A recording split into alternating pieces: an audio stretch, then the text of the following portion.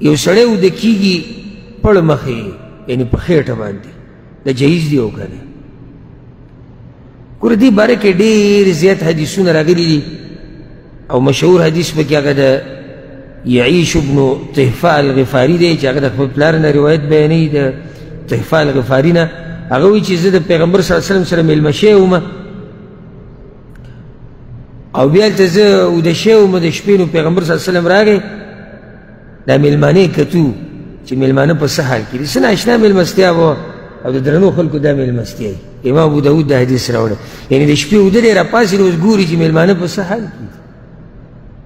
خوب وله ورځي نه ورځي څه ته ضرورت شته یې نشته وایي چې راغی نو زه پړ مخې پروت وم علی بطني نو زه یې په دې خپه دسې ووالم وایي دسې مه سمله دا سملاسته د الله نه وي خوښ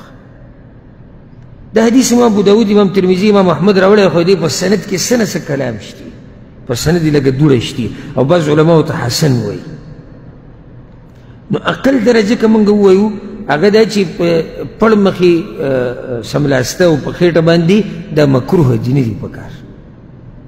چې بعض علما دا روایت صحیح کوي نو د دې نه ځان ساتل پکار دي یو خو دا بله ده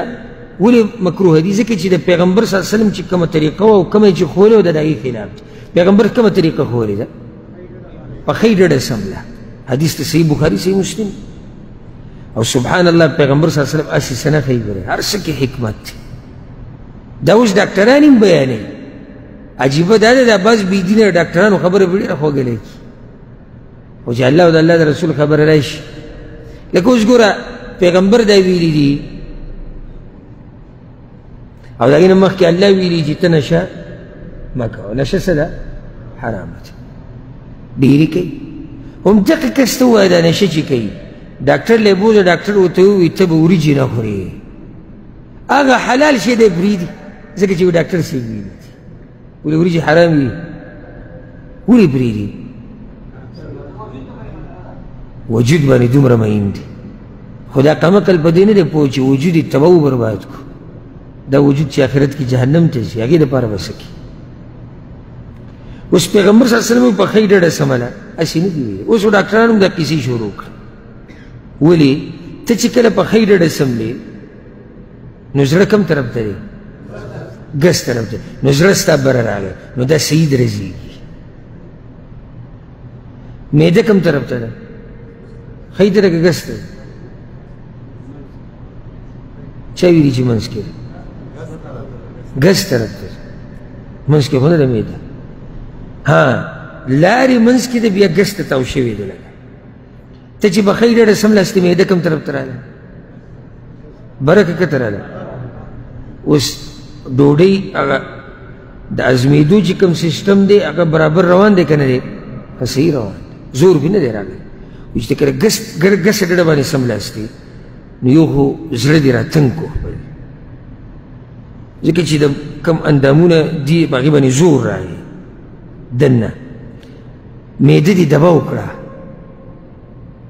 او هسې په کوم کیدای شي تا ځای نه یې پرېښودی ځکه چې اکثرو طریقه دا دی چې وده کېږي بیا زموږ د پښتنو دغه ټیم کې دوی ښه مال وایي او بیا دغه شان سملاستې نو تباهي دې وکړه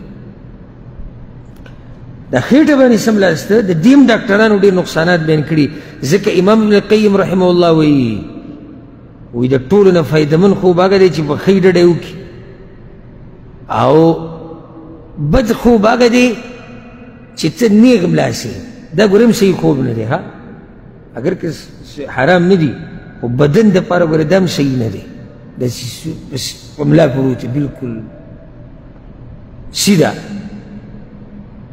الا دا یو سړی ځان دمه کوي کله نه کله سیده سموي څه خبره نه ده او وی د دې نه بدترین خوب دا دی چې سړی په خېټه سموي ځکه ای ډېر نقصانات ذکر شوي دي او زه به ته یو څو ذکر کوم دا ډاکټران هم دا خبرې کړي دې سره په دې ګردو کې ګیټۍ پیدا کېږي او په دې ګردو باندې بوج راځي دا معده زورلی کېږي کوم چې د دې خېټې عضلات دي مسلز دي هغه ورسره کمزوري کېږي بلکې د ملا دردونه پیدا کېږي ولې کله چې سړی په خېټه باندې سملي نو دا خېټه یا دننه ده یا څه ده بهر ده او اکثر صحیح اکثر بهري نو چې دغه خېټه ستا بهر ده ستا د ملا د اډوکې اوس نیغ دی کته بره شوی دی که نه د هغې د لاسه به ستا په ملا کې دردونه ولګي نو د دې نه ځان ساتل پکار دي الا یو سړی بیمار دی خو جدا خبره کوي سړي به خېټه باندې دړلی تکلیف دی چې څو پورې په خېټه نه پروت نو هغه تکلیف نه کمیږي جدا خبره ده خو د هغې نه بغیر داسې سملاسته نه دي پکار والله اعلم